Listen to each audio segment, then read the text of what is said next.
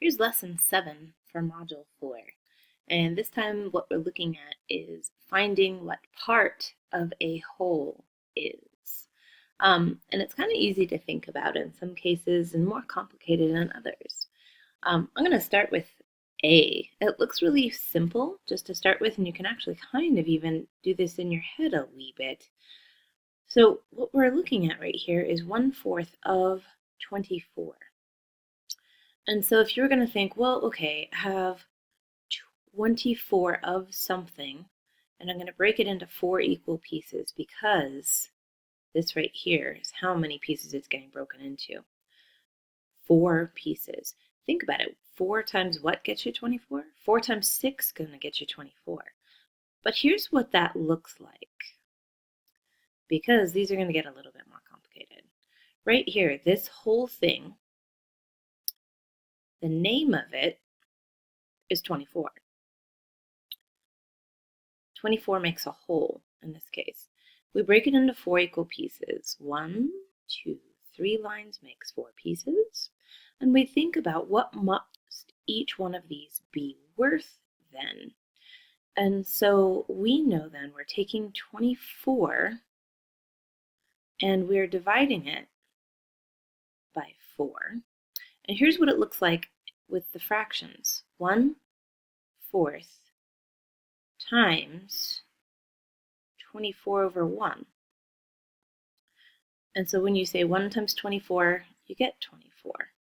When you say 4 times 1, you get 4.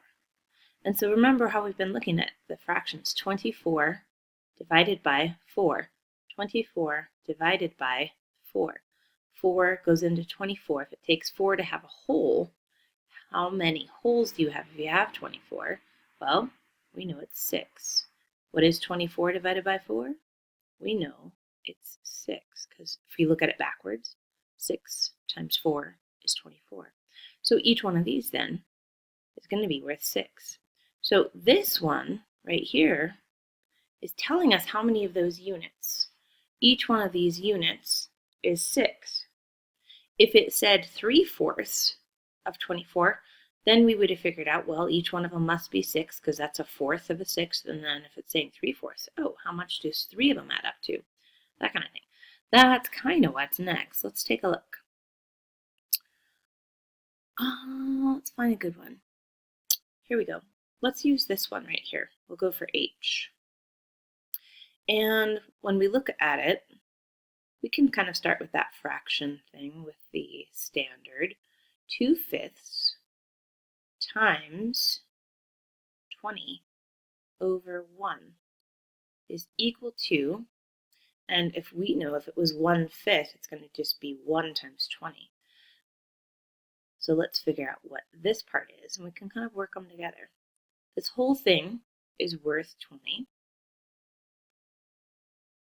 I didn't want to kind of make a line that's going to interrupt this guy over here. Now, it says that our denominator, our divisor, is 5. So we're breaking it into 5 equal pieces. So I'm going to draw 4 lines. Then we think about, okay, so what must each one of these be worth to get up to 20? Can you divide 20 by 5? Yeah, and we know that it's actually 4 because 4 times 5 is 20. So if each one of these is 4, because that's fifths of 20, then we're going to figure out how much 2/5 of this is. So let's keep going. 2 times 20 happens to be 40. And then we've got a 5 here.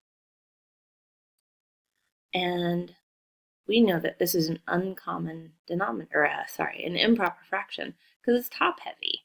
And so we know that this is 40 divided by 5. 40 divided by 5. 5 goes into 40 8 times. Now let's look at if we have 2 of these, because remember, the numerator was telling us what we're looking at. Here's 2 of them. What is 4 plus 4? It's 8 also. So we got the same thing a couple different ways. Let's go and take a look at one of these ones. These ones are kind of difficult. And when I first saw one this morning, I was kind of like, oh, wow, hang on one second here. 3/4 of a number. So in this case, it's like 3/4 times x over 1 is equal to 27. Getting a little algebra on here with that x, huh? So we know that if this whole thing is something, it's x. We don't know what it is. It's x. And we know that it's fourths because of that denominator right there. So let's break it into fourths. And we know that three of them are going to add up to 27. So if 3 of them are adding up to 27, what happens if we say 27 divided by 3? We know that 3 times 9 would get us 27. So let's see what that would look like. Here's a 9, a 9, a 9, a 9. So if each one of those happens to be a 9, then that would tell us what our whole number is. And what is 4 times 9? It happens to be 36. So let's check and see if that would work.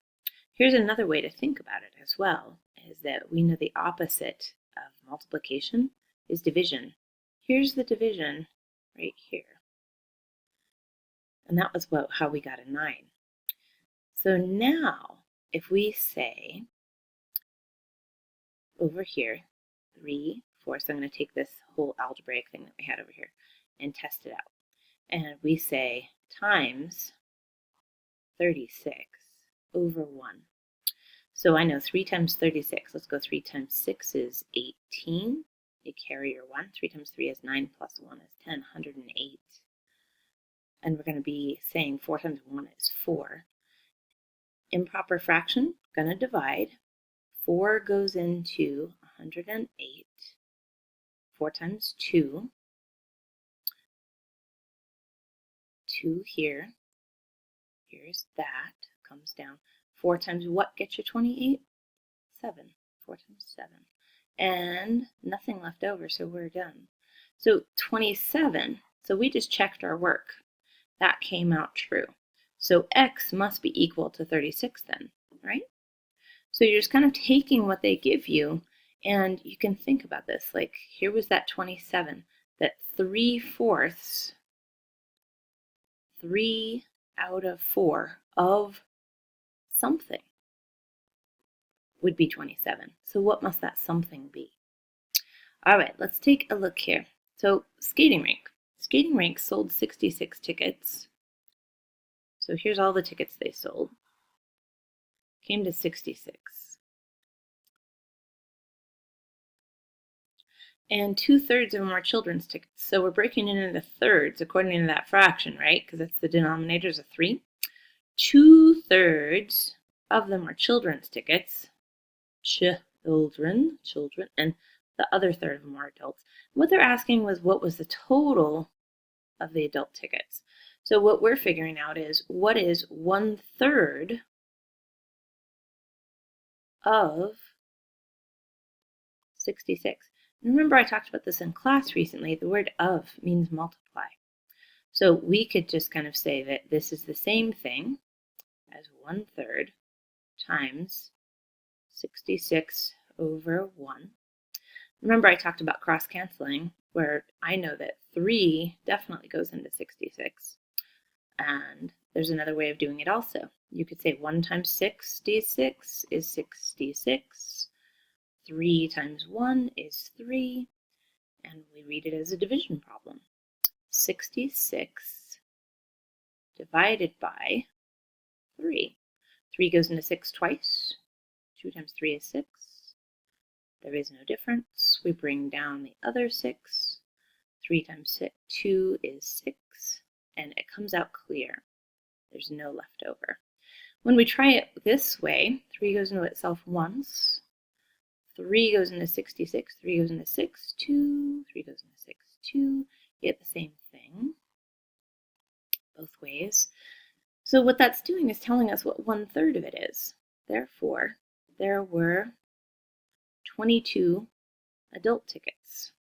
And then think about that. Just double it, which gets you 2 times 2, 4. 2 times 2, 4. So there's 44 kid tickets, 22 adult tickets.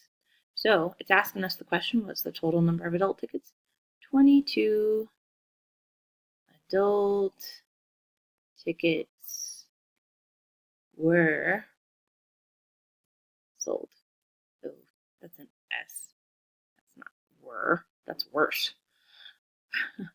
Were sold. Okay, so here is your homework problems for tonight to take a look at. Cruising on down. What I would like for you to do is, I'm going to say skip out on the word problem, unless you really want to. I would like you to try A and B, please, for tonight. See you tomorrow.